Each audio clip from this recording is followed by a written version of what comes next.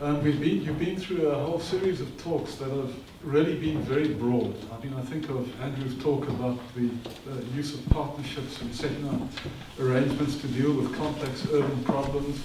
Luanda's comments a moment ago, really broad-ranging comments about the profession and the role of the profession and the issues that the profession faces. This is completely the opposite. This is just a very simple, very flat, if I may use the expression, straightforward account of a research project which we ran with the final year urban design class at the beginning of the year. And it's just, it wasn't a design project, it was a research project. They had to go and look at something, observe it, and record information about it. And that's all that I'm going to be reporting on. And at the end, I'll be trying to tie it up, a little loosely, but I'm going to try to tie it up to Tim's motion. First of all, I must acknowledge that the paper, this presentation, that is me, and there's been some elaboration of the ideas which come from me, but the original work was done by the 5th year urban design class. There may even be a couple of people from that class here this afternoon. Is there anybody here from the class? Just one person, Simon. That's great. Good to see you. Simon's group did very well, actually. They were one of the stars. So I must acknowledge that, and then of course in working through the project, in refining the brief and then working through it, I worked with two very talented colleagues, Andrew Palfreman and Ricky Herold, and I must acknowledge their contribution as well. So, what we were really talking about is, you know, the change, and in a way in Luanda's CV, and in his presentation yesterday evening, and comments he's made this morning, he's referred to this huge change that has happened in South Africa, really starting, well, the critical threshold we crossed was in 1994, but the change actually started before that because the old system just wasn't sustainable. But we've been through a process of change which is really, really radical in many senses, and has really maybe brought to an end the end of real colonial society in South Africa and the beginnings of a more normalized society. So with that as the background, we put forward and really just this part, and this is really from the brief that we gave the students, the proposition that relatively well-to-do people live in the dispersed urban form by and large. They use motor vehicles and what public transport they can afford, and they use the data networks of the ICT system, communication system, to do the networking that they need to do to socialize as well as to run their businesses. They are much less dependent on the old traditional network of urban space. If you go to medieval cities, particularly in North Africa and Eurasia, you find these very tight systems of traditional urban space. Places like the Khan al-Khalila in Cairo are absolutely choked out. They're choked out with tourists as well, but they're choked out with traders, the Grand Bazaar in Istanbul, etc. It's a different system. And in our cities in South Africa, we don't have the space that is old inner city space that is quite like that. But we do have traditional inner city space. And our assumption was that the new wave of urban immigrants coming from our rural areas, who by and large are the poor in our cities, are having to use that kind of space because they haven't got the wheels and they haven't got all the skills and the money to afford the data networks and what have you. Students looked at 7 inner city urban spaces in 4 cities and towns, all in the Eastern Province. We didn't, obviously there were limits on the travel and what have you that we could do. And what they were looking at was really what is happening in these spaces. What are the spaces like and what are people doing in these spaces? And we used, I must say, not in a very tight or rigorous way, but we used the ideas from environment behavior studies, particularly Gary Moore, the Australian academic. Just very simple notions like user groups, patterns of behavior, and whether the behavior patterns fit or there's a misfit between the repeating pattern of behavior and what the physical environment can actually contain. So that was what they set out to do. There were 7 groups, they went to 7 different spaces, and their job was to record what was happening in those spaces. We were limited by the fact that with the democratization and globalization of our own country and many parts of the world as well, as you know. The culture of rights limits how you can interact with individual people. And what we wanted to do was have students interviewing people in the street. Hawkers, formal traders, pedestrians, what do you do? We were not allowed to do that because of the ethics rules of the university, and the university felt it would run the risk of being sued if we did that. So strange, and that I understand is all over the world. So not only here, and probably at UCT and that as well, in all likelihood. Where did we go? I hope that you can see that reasonably clearly. Of course, we were based in Port Elizabeth, so we looked at PE, and we looked at the sister town in the Nelson Mandela Bay metro of Uitenhage. So we took key urban spaces in those towns. And we also looked at Grahamstown and at Craddock. And we felt those two towns were accessible. They're a lot smaller, but they're actually critical towns in South Africa because they were right on that frontier where the great headlong collision between white and black happened in Southern Africa. Craddock is right on the Fish River, literally, and was originally, like Grahamstown, was originally established by the colonial military as a sort of a base and as an instrument of pacification on the frontier. In Port Elizabeth, I hope you can see that we looked at that. We identified 4 spaces. We took the teams were each about 4 or 5 strong, if I remember correctly. So there was a limit to what they could do. We originally wanted them to monitor activities over a week, but that proved to be impossible. So then we said 48 hours, and that was pushing it a bit. In the end, we ended up, they actually monitored them during daylight hours from about 6 a.m. in the morning to about sort of 7 o'clock in the evening on one day. That was what they did. And these are wonderful snapshots of what the life in those urban spaces was like on those particular days at that time. We took the section of Gavin and Becky Avenue from Market Square to Russell Road, and we broke it into 2 sections. The first one, Market Square to Donkin Street, for those of you who know it, and the second one down to Russell Road, and those were 2 spaces. And then we took the space just on the other side of Russell Road, where that big taxi rank is on the side of the space. We took that as another space. And then we took a section further out along Gavin and Becky Avenue, which hasn't really been changed by any urban sort of initiatives. And there's a big inner city shopping mall in it called Pier 14. That was the 4th space in Port Elizabeth that we took. And this is probably unnecessary for most of you. This is the section that has been, where there's been an urban design intervention by Albrecht's practice, if I remember correctly, and that has slightly changed the nature of the space. These were the first 2 spaces, and then the section down near the big taxi rank at the bottom of, and it's quite a threshold. You go under the freeway, and on the other side it's a very different kind of space, and the activity and all the rest of it. And then down near Albany Road, Pier 14. And if you look at that space, you know, I mentioned things like the Souk in Damascus or whatever, or the Grand Bazaar in Istanbul, that kind of really tight urban space. If you look, these are the traditional spaces that were laid out about 200 years ago by the people who founded these cities. And if you look at them, they're still actually quite loose spaces. But this is our kind of inner city urban space. This is our way of making it, or the way that our ancestors made it 200 years ago or more. Uitenhage is the smaller city in the Nelson Mandela Bay metro. It's always referred to as the older city. I'm not sure about that because Port Elizabeth really started with the military garrison here that the British established here in about 1798, whereas Uitenhage was founded by the Batavian Republic in about 1806, I think it was. So, I don't want to argue about that.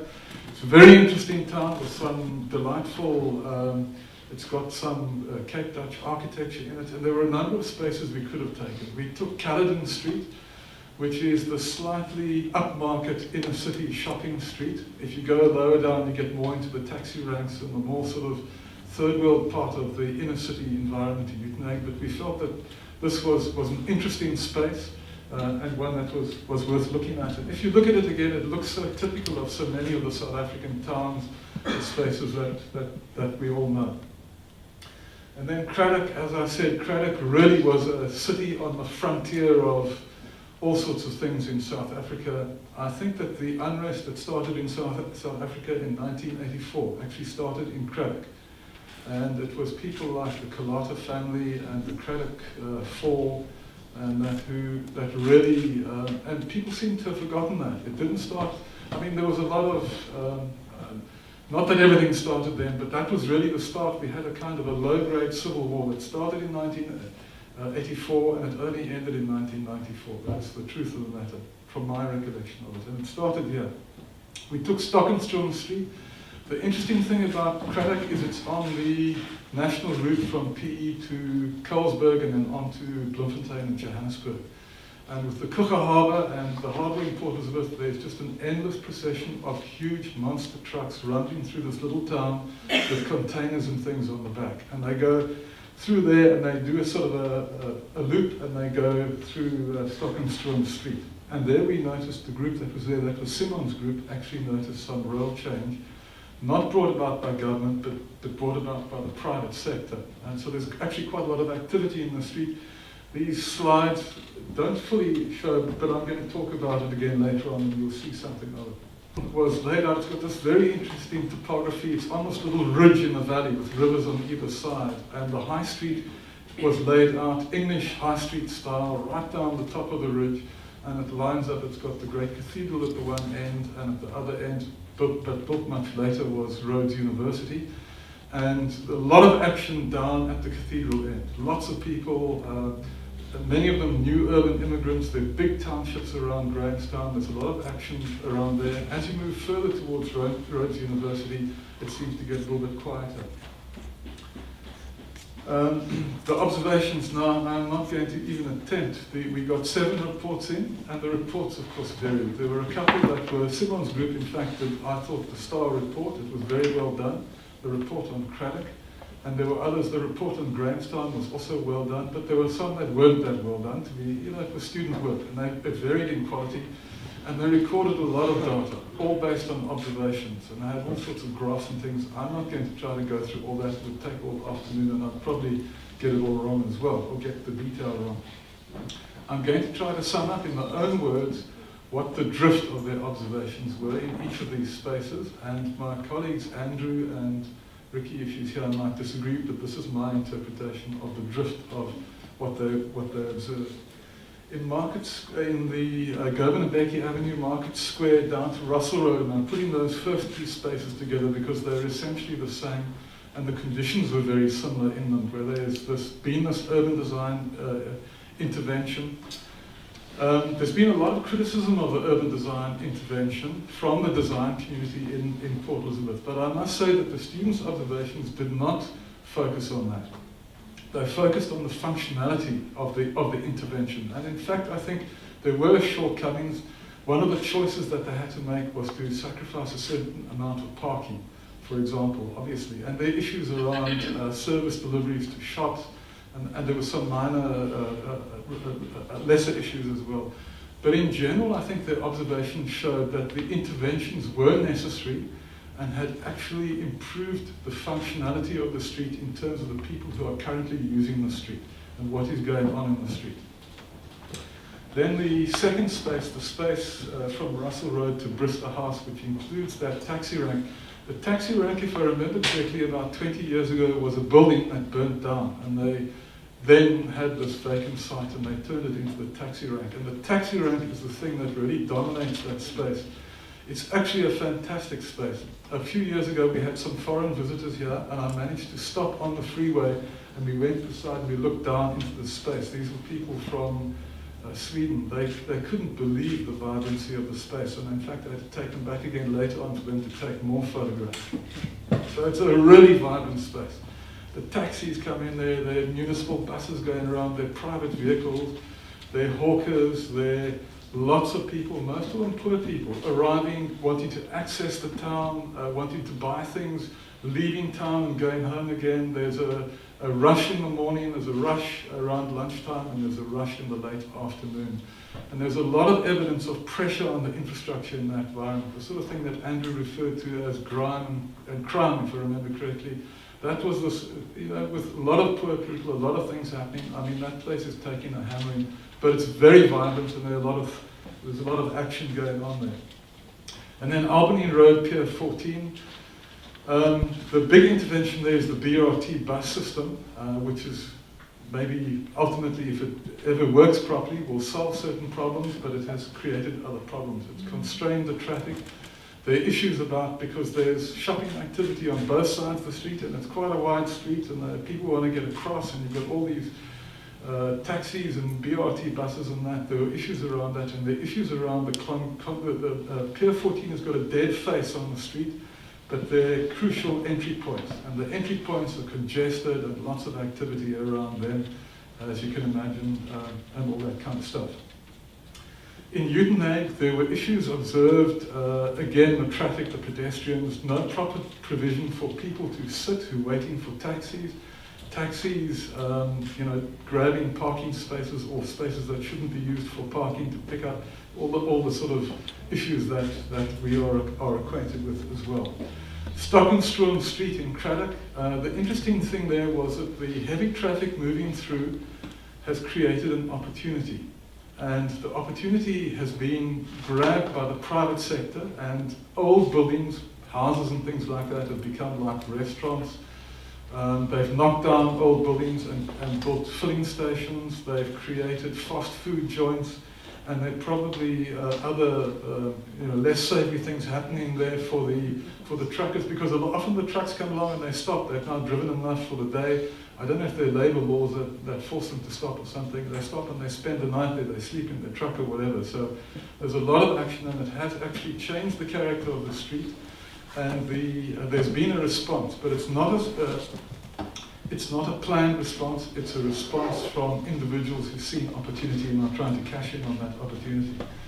High Street in Grahamstown seemed to me from the report to have retained its original sort of character, if I may put it that way, to the greatest extent. The area down there near the cathedral was really busy with lots of people, most of them poor people, and then you have these formal businesses, some of them quite upmarket businesses on either side, and you've got street hawkers, and there's sort of this interaction between them, and as you get nearer and nearer to the Rhodes University side, the street becomes quieter and quieter, relatively speaking. So a lot of pressure, particularly down in the key commercial trade part of High Street, but in a strange way, High Street seemed to have, maybe because it's got quite a strong character, that it seemed to retain its character to quite a large extent. Just to sum up, in all of these spaces, what they observed is that poor people from the townships, African people, are using these spaces more and more. We all know that, but their observation confirmed that. And obviously these spaces are of vital importance to them. They're not going there just to have a job, they're going there because the space offers them something that they need and that they can't get anywhere else. Much as we all love traditional spaces, I mentioned the Grand Bazaar in Istanbul. The Grand Bazaar in Istanbul was virtually rebuilt about 10, 15 years ago in order to make it more accessible to tourists, people like me going there to go and wander around and enjoy how pretty it is, sort of thing. They needed to adapt it to accommodate the current sort of set of needs. And much as we architects and urban designers love inner city traditional, compact, relatively compact space, one must recognize that the way people live and the way they are doing things and the pressures on these spaces are not the same as they were 200 or even 40 or 50 years ago. And there is a need for adaptation. But that adaptation needs obviously to be done with great skill and with proper insight. Lack of basic facilities, just simple things like toilets and seats. I mean, if you're a poor person and you need to go to the loo, where do you go in some of these spaces? And that's why there's a problem with that kind of behavior as well. Also, I think particularly in the communities living out in the dispersed realm, and I, as you all know, live in a suburban house in the relatively dispersed part of the Port Elizabeth area as well.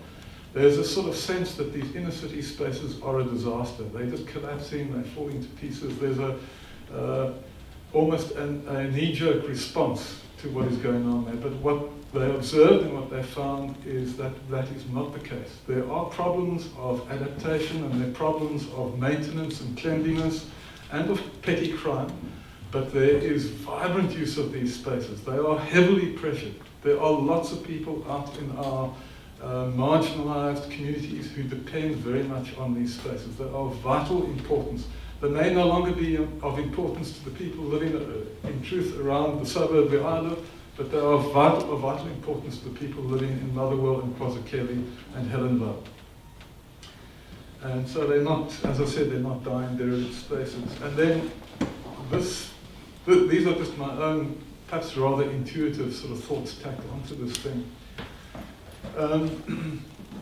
Just to repeat again that it was clear to me from the observations that the students made that they really confirmed in a factual and evidenced sort of way that these spaces play a vital role in the life of our cities at this time. Maybe at some future date we won't need old inner city space, but right now we very definitely do need it. One of the big problems obviously is access. That for the poor old lady living out in Motherwell, for her to get into Gavin and Becky Avenue and to get access to that space, she has to go on a municipal bus or a minibus taxi or something like that, and that's going to cost her money. So this is one of those cases where sometimes Muhammad can't go to the mountain, and maybe the mountain has got to come to Muhammad. That was what I was thinking about. And somehow one must find, and this is the task of things like the MBDA and our municipal local government structures and the consultants who work with them, is to find strategies to make this kind of space a network of space that is not disconnected. It must be the more continuous it is, the more compact and continuous and with tentacles that stretch into these spaces and that connect them up. I sort of, in thinking about this, I had this vision of this poor, single, illiterate mother with 5 children or something who has a bit of money and she wants to go and buy something, and if she could walk from her shack in Motherwell or wherever, right all the way in, and the whole way along a sort of spatial spine like this, that would be first prize. I'm not an expert on the Curitiba idea and their sort of development corridor ideas, but I'm not sure from what I've read that really is adequate in terms of what I'm talking about. It might be, but it might not be. Look into more carefully. And then also just this fact that there is a need to adapt the space. The way that people live, I mean, there are these universal timeless needs of eating and sleeping and what have you, but we are using cell phones. Even a lot of poor people have cell phones and have access to it. We use motor cars. We are doing things differently. A different type of global economy is developing, and people have to engage with that. And so one must accept the need for adaptation in these spaces. They're not holy ground. They've got to be touched and be improved to meet contemporary needs from time to time. I think finally I remembered the late John Friedman a long time ago. He wrote and he said that in metropolitan environments, and he wasn't thinking of developing cities like ours, he was thinking of like New York. I think he was thinking of like New York and places like that. But one of their key problems is they have these waves of new urban immigrants, and somehow they have to absorb those waves in a way that unleashes the potential of the city and makes the city, the resources of the city more accessible to these new waves of urban immigrants. And of course in South Africa, and Luanda spoke about it so eloquently last night, we have a tidal wave of people coming from our traditional rural areas into our cities. They are often ill-equipped for urban living. Somehow we've got to actually find a mechanism to absorb them and to make the cities work for them, or they are going to do a lot of destruction to the cities. We have to actually, it's a real imperative, and I think it's the single most important imperative facing our cities. Conclusion, I'm trying now to respond briefly to Tim's, the motion that Tim and the Institute have formulated. I do think that the presentation and the work of the students shows very clearly that proper, compact, well-functioning, inner-city type urban space isn't just a romantic attachment that a few creative people in the building industry have. It's a real need that particularly the most vulnerable people in our cities have. And I think certainly from the discussion last night, the presentation last night, and a lot of the discussion this morning, a weak, fragmented, divided group of people who create the built environment, who have the skill to create the built environment, are not going to get that right. There is a need to somehow coordinate and pull the various elements in the creative part of the family of disciplines that create the built environment together, and to get the politicians and that to listen to them, but they also have to listen to the politicians in the communities as well. Thank you very much.